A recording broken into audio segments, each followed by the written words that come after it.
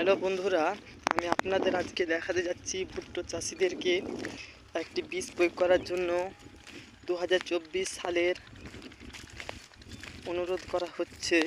এই বীজটি ভুট্টোয় পোকামাকড়ের জন্য ব্যবহার করা হলে খুবই ভালো হবে। আপনারা দেখতে পাচ্ছেন, আমি দেখাচ্ছি আপনাদেরকে। আমি গাছে থেকে এই ভুট্টো চাষি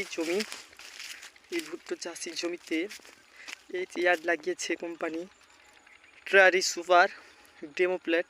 এই বীজটি প্রয়োগ করলে আপনাদের ভুট্টোর ফলন দেখতে পাচ্ছেন কত সুন্দর হয়েছে। এই জমিটাতে দেখতে পাচ্ছেন।